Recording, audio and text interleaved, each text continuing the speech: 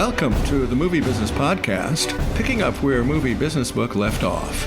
I'm Jason Squire, hosting a wide range of industry talent and executives to answer fundamental questions about the business today. Here we go.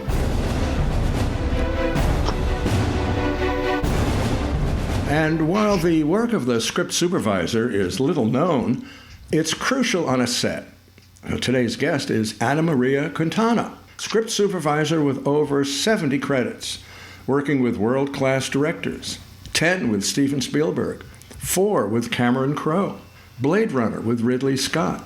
Credits include 3 Hunger Games movies, 2 Jurassic Park movies, Ant-Man and the Wasp, The Revenant, Avatar, Indiana Jones and the Kingdom of the Crystal Skull, War of the Worlds, The Terminal, Catch Me If You Can, Minority Report, AI, Artificial Intelligence, Almost Famous, American Beauty, Saving Private Ryan, and The Natural. Welcome, MARIA. Thank you. Thank you very much. Well, I'm so glad you could join us today. Wow. Oh, it's my pleasure. I feel very honored. Oh, gosh. So what are the secrets of the script supervisor? Oh, secrets. We don't have secrets. We can't have secrets. We have to tell everything all day long.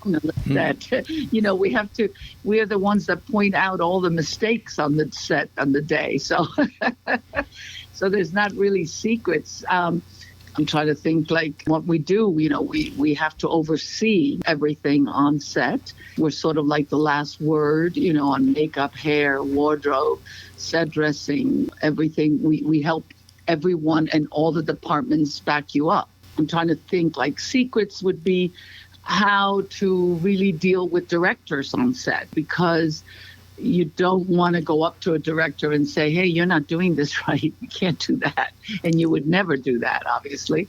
But you do want to point out if something's missing or something's not quite right or something's not going to cut or, things like that. But it's how I guess the main secret, there is a secret, is how to approach directors, because it's important to let them know that you are there for them and you're there to protect the script, to make sure that he has everything that's on the script, all the shots that he ever talked about he or she wanted.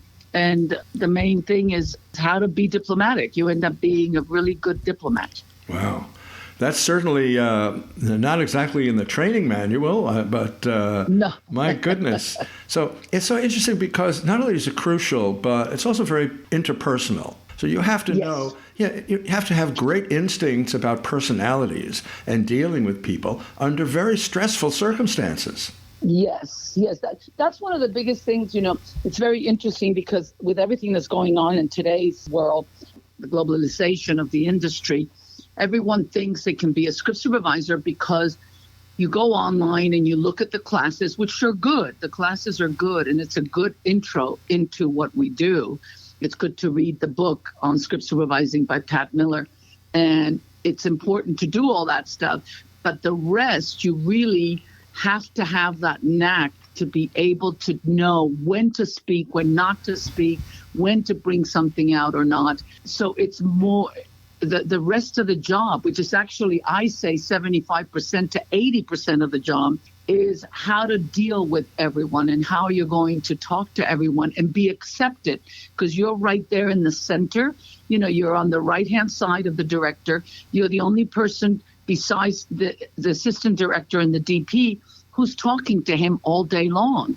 So if you don't have a simpatico, or you don't have an understanding, or the director does not think that you're like, oh my God, what the heck is this person saying to me?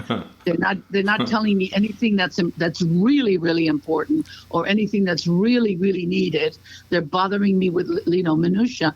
You lose them. Then you lose the audience. And, it is still a man's world on set. It still is. I know I'm not supposed to say that, but it still is, because we don't have as many women directors around, unfortunately. So it's very, I don't know what the word is, but you have to be able to know when you're going to get in there, that they're going to accept you and they're going to understand that you're only trying to help. Wow. It's difficult. Like I said, it's a lot of diplomacy and a lot of knowing, but with experience comes your knowledge of editing, your knowledge of setups, your knowledge of shots, your knowledge of a story and the script, and when is something good or not good, as opposed to just, oh my God, he didn't say the eggs are cooked, you know.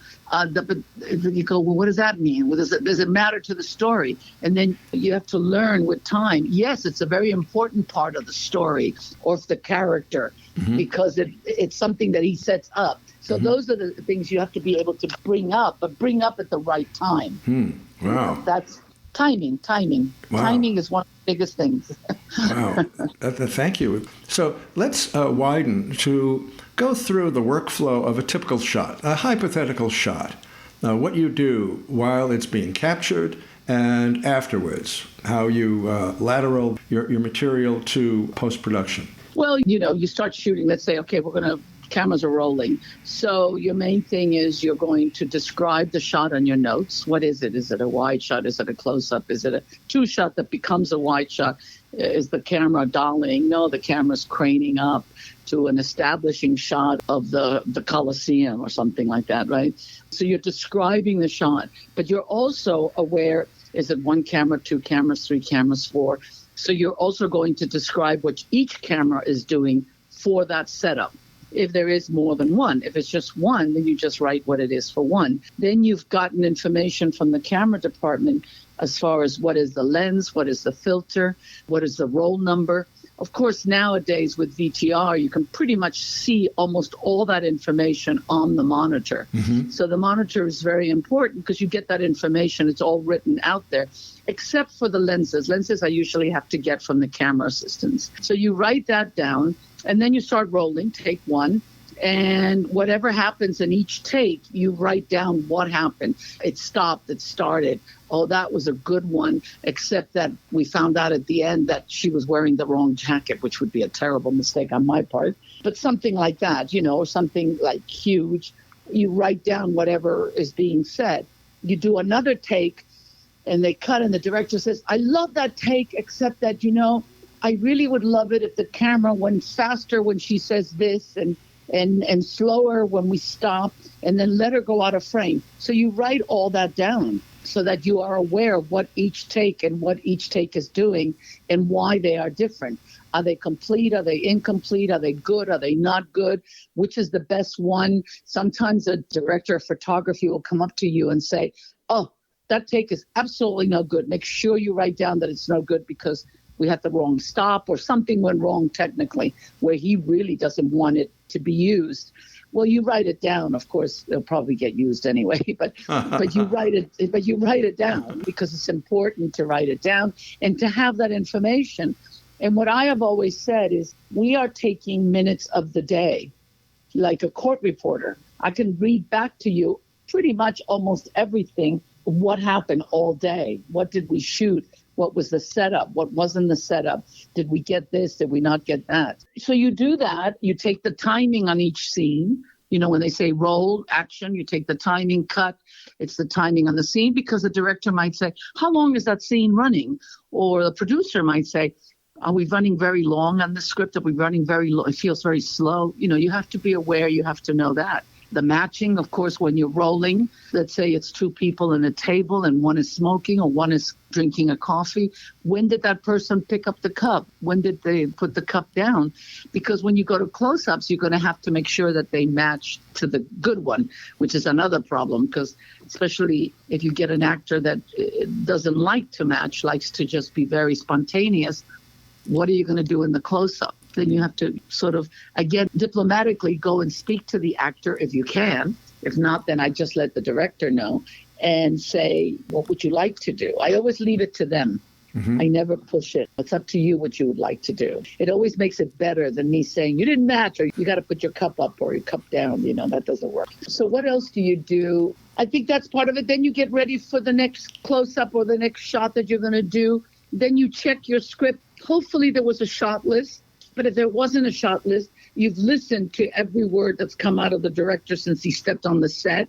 And he's usually saying, I want to do this, I want to do that, then I want to cut to that, then I want to do this.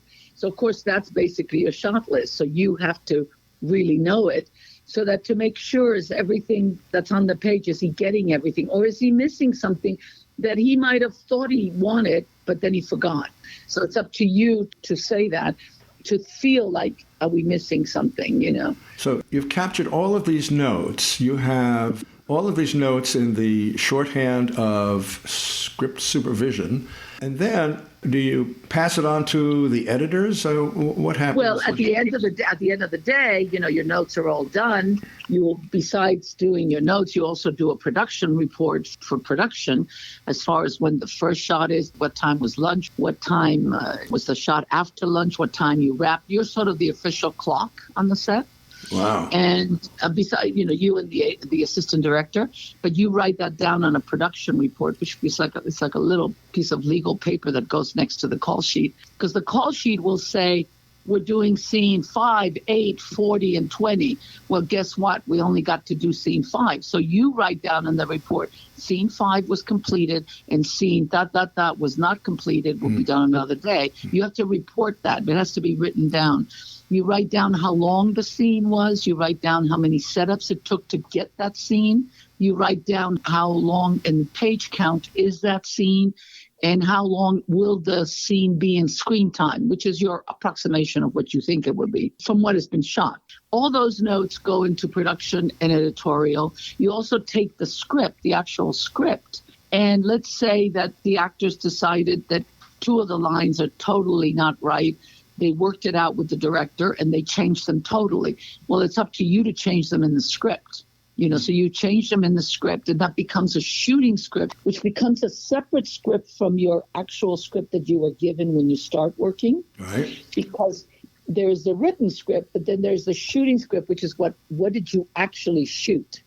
So in that script, you've made all the changes, and you make those changes so that the editor knows what those changes are, because he's not on set. Mm-hmm. And then you line for him the page to let him know what is all the coverage that was done. So therefore, if he gets your notes before he even looks at the film and sees that there's only one line on a page, it means that's the only shot he's got for that scene. But if he gets a page and he's got 20 lines, it means that's all the coverage he's got for that scene. So he knows what he's got to look for. But of course, his assistants prepare all that for him. So I've always said this, you are representing the editor on set, because he doesn't know. He just gets all this footage, and he doesn't, obviously he has an idea of what he's going to do with it creatively, right? But he doesn't know what he's getting. He's just getting all this footage, and where does it go? And what is it? Well, when he gets it, what I have done, or what all script supervisors have done, is we have filed the footage. That's why we give the slate numbers. When you see the slates on many documentaries and shows that show what movie making is about, they always say 101, take 8, 201, take 9, or whatever. We are the ones that give those numbers out. We're the ones that assign those numbers to the slate, because what we're doing is, again, we are filing it for the editor. Because sometimes you could be shooting a scene and all of a sudden the director will say, you know what? I want to pick up a shot of her picking up the phone, because I can use that for that other scene at the end. See, so I'd have to put it in the right place. Otherwise, the editor's going to go, where does this go? Because it's an idea that the director might have gotten on set. So you do all that. I'm trying to think, what else do you do? I don't know. No, that's basic. Really, this has been a remarkable description of the job, and it shows everyone how crucial it is, how vital it is, how central to the organization of the set, and more importantly, equally important, the organization of the workflow that will feed into post-production and, finalizing the movie. But I do have a question. You've been asked this many, many times, but I have to ask, what advice do you have for someone wanting to enter the field? It's so difficult, especially nowadays. I think the thing with me is that I was never taught the job. So I never took a class. I did, 2 or 3 small little student films when I went to Los Angeles City College. I didn't finish the class at Los Angeles City College in cinema. All I did was watch movies. I had no idea. I was so flighty. I was all over the place. But I needed a job, and I wanted, and I found out about this job of being a script supervisor, and I said, I'm doing it. And I just went in and did it. And as I did it, people would say, no, you can't do that. You have to do this. And this goes here and that goes there. And that's how I learned it. Oh. And I learned it all on the set. And I think it is one of the most important ways to learn the job, especially script supervising. I think nowadays, of course, as different from when I started, you do have these classes, which I think are great because they will introduce you to the job. Mm-hmm. They will give you a template of what the notes should look like, because the notes are pretty much universal as far as the information. But of course, everyone has their own way, so they develop it to their own system. But as far as visually, they pretty much need to look like what everybody writes. Everybody writes the lens, the description, everything that I told you before. Mm-hmm. But the best way for anybody to do it, do anything, any student film, anybody that's doing a little film and you offer yourself for free, trust me, they'll let you in, because if it's for free, no one's going to complain. And it's a great way to make mistakes because no one's expecting for you to come with 100 credits, right? But it's a great way to learn the job. It really, really is. To me, it's hands-on. I'm such a firm believer on hands-on because I come from that. When I started working in films, just about everyone on set was people that just decided to do it. It wasn't so much like it is today. Everyone's in film school today. When I started, it was everybody was from anywhere. I just want to do it. I just wanted to do it, and I started to do it. And I think even James Cameron said that in some sort of interview that he did. Someone asked him, what do you do to be a director? And he just said, pick up a camera and start shooting. That's the best advice, yeah. That's the only way to be creative. I think it's like a painter. Painters, yes, you do go to school and learn certain things about in the history of painting, but you got to just start painting what it comes out of you. Mm-hmm. I just think, that's my whole, I've always believed in it. So let's pivot to another question. You've answered it mostly, but I wanted to just review what are some of the lessons learned. You learned that diplomacy is central, timing is essential, and learning how to deal with people, being detail-oriented. Anything else come to mind? No, I've learned all those things, what I do notice now after so many years, and it's a problem actually, although I noticed it a while back, because I would walk in somewhere to a party or something with whoever my partner was at the time, and I would say, oh, that person's not good. And he goes, how do you know that from over there? I go, I can tell by the way they walk, they did this, they did that. I'm telling you. So unfortunately, because our job is to watch, because that's what we do all day long, at least I do, we're observing. So I have learned so much behavior, especially in actors, because you're watching. First of all, actors are doing behavioral things, right? And so when your job is to watch all day how they're doing things, you really learn many things about people's personalities. So I can spot so many different things right away in someone. So in a way, it's not great because I don't give you a chance. If I see something, wrong, I'm going, that's the way you are. That's it. My son says, Mom, you can't be like that. And I go, I'm sorry, that's the way it is. But 9 out of 10, if not 10 out of 10, it comes out. And they're exactly what I said they would be, So I can spot that. But the downside, it is a very hard job in the sense, I think the biggest downside in the job is that the director, the assistant director, the DP and the VTR man and yourself and the camera people, you can never leave the set. I can never leave. And remember, we are the only one in our department. Everyone else has someone else. So if they step out, they can say, even an assistant director can say to his second, listen, I need to go to the bathroom, take over for me. I have no one to say that to. And no matter what happens during the day, it is amazing.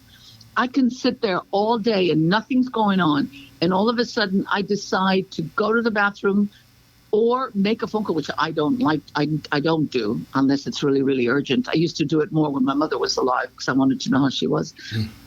But otherwise, it's when everybody talks to me. For 8 hours, no one's talked to me. All of a sudden, when I need to go do something, that's when everybody talks to me. Everybody needs to know something. So it's it's very tense in that sense. You are on.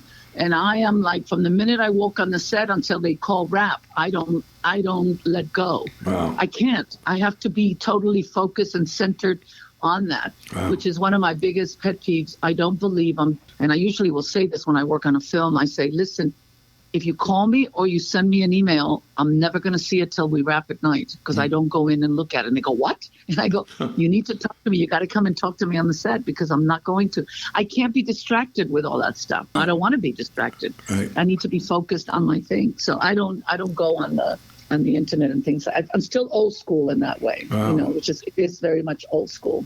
I So- started without VTR, without playback, without these phones and all these things. We didn't have any of that stuff. So I'm used to it. This is all so very useful. Let me ask a summary question. What do you see in the future of script supervising? Well, unfortunately, from what I am told, I have seen a little bit of it, is that the job is being diminished. And that has a lot to do with playback. So everyone now just goes straight to playback as opposed to asking us what happened and what is it. And of course, we use the tool also. It is an incredible tool to use, no question about it. But the job has become less. And the script supervisors that are coming up, either they're not being given the opportunity to be closer to directors or to really learn the editing process, because you've got to learn editing. It's the most important tool you could have to really help a director, or to really help a production, or to really help when people are talking about things. So you really know cuts, angles, pace of an actor. If it's a good performance, not a good performance. Because I've had that with, a director will turn to me and say, did I get that? Did I get that depth that I wanted? And I say, I don't think so. You had it maybe in take 2, but I'm not sure. See, to make those kind of calls, it's hard. So I don't think, unfortunately, they are being allowed to learn the job because now everything is so quick. You don't have the time. Money-wise, everything's been cut. So it's a new wave, and the new directors that are coming up, the new young directors don't know exactly what it is we do and how we can help. So sometimes a lot of the younger directors that I've worked with, mainly on commercials, they get frightened. They kind of think, oh my God, why is this person saying that? I'm not there for anything except to help you. But they get worried that you're going to diminish them, but you're not, Wow. So I think one of the downsides of the scripts are they're not being able to learn as much as I did. We did, I don't know, I guess I was able to learn more. I don't know why. Wow. This really has been an extraordinary overview of the position. It is filled with lessons and useful information, and you're a terrific teacher. Thank you so much for being... I hope I helped you. I feel like I didn't say, I don't know. Oh, well, Maybe I said too that's much. not true. Thanks so much for being on the Movie Business Podcast, Maria Quintana. Thank you. Thank you. Thank you very much.